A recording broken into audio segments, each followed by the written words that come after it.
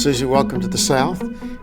Grits are known as Georgia ice cream here, so I don't know if you've had a cup of sweet tea, but welcome Bring to it the on. South. Yeah, okay, thank you. But I'm fascinated by this book, 10-10-10. I'm big into horticulture, so when I think of nitrogen, potash, and phosphorus when I hear 10-10-10, but I know that it's got to mean a lot more. Yeah, it's about decision making, and you're not the first gardener or horticulturist who's mentioned this to me.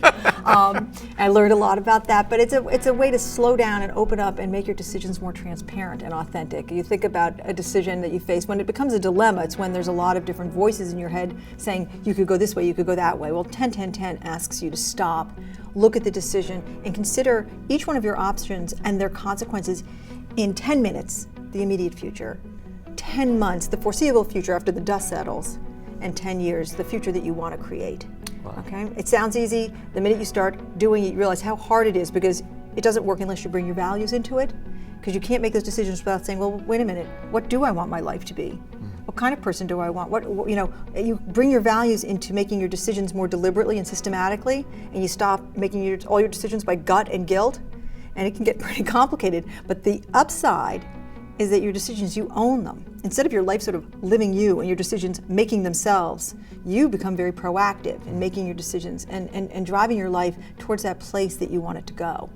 As we visit with thought leaders, it's an emerging theme that in our hectic day-to-day that we have, this constant connectivity that we have and accessibility, that it's robbing us of the reflection time that we need, that 10 minutes that you're referring to. So how do we, as leaders, how do we turn off that accessibility to make that 10 minutes happen? Yeah, I mean, it's almost like we become addicted. I mean, there's actually been studies now that show that our technology, that's sort of constant doing this, releases dopamine in our brains. And so then what happens, every time you get an email, you have a little dopamine spurt, okay? Well, what happens is dopamine's addicting.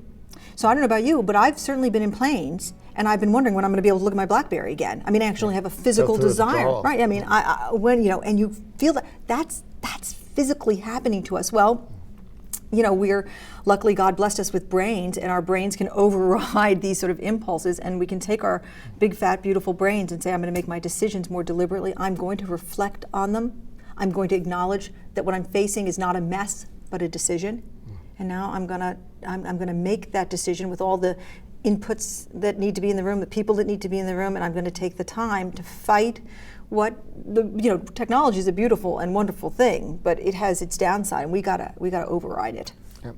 Suzy, the last time we were together, we had a delightful conversation, and you shared with me a little about your faith, and we talked so much in business today about ethics, and we have to talk about that because tragically a lot of people don't have a faith perspective or recognize a spiritual dimension of it as to how God made us. How do you think about spirituality, and even how do you talk about it publicly, or do you? I do all the time, much to the chagrin of a lot of people who I work with. I was giving a speech in Boston recently, and I was I knew in part of my speech I was going to quote from Luke, and beforehand somebody pulled me aside and said, please be respectful of the fact that other people are not where you are in your faith journey.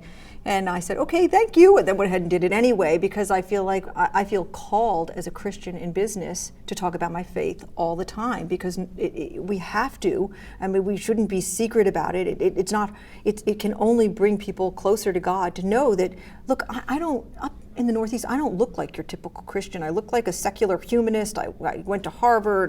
The circles that we travel in, there's not a lot of people like me. And so I feel even more called to say, guess what? I'm a faithful Christian, and it's not against the way we live. I mean, I can go to all the same cocktail parties you go to and still have my faith. And one time I was at a party and this whole debate about Christianity came up, and the assumption was that I wasn't a Christian, I was just like them. And I said, well, actually, as a Christian, I said, and this woman said, you're not Christian. And I said, I am. She said to me, you don't look Christian. You're not sad enough, dragging around enough, perhaps. No, I don't know, I'm not glassy-eyed enough, right? That's their assumption, right? That's a sad commentary on those of us of faith who should be the most optimistic, the most positive, and do what we do with excellence as we think about it. Wrapping up our time together here, in light of what you just said about your Christian faith, how then do we define success? Well, I always talk to people about how God is love.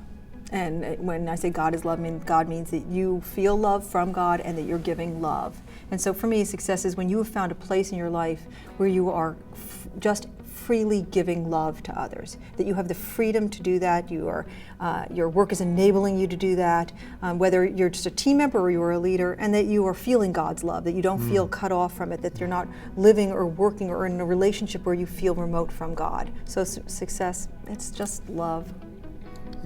Yeah. We'll never impress God with how many articles we've written or how many books we've written or how many quarterly earnings reports with positive numbers and so forth. How could we ever, impress Him? And but the only thing He desires is a relationship with us to begin with. And I'm so thankful that in business that it's just challenging enough that there's still those moments that I don't understand it. I want more insight. And it causes me to have to pray and ask God to please help me do what I cannot do on my own. All the time. And that's a sweet place. It's a place of rest. It's a place of assurance. But we have to be willing to be in that risk zone that requires us to get outside our safe zone so that we can depend on Him. That's a great thought. That's a great thought. Honor to have you with us, Suzy. My pleasure. That's what we say at Chick-fil-A, my pleasure. Yeah, really?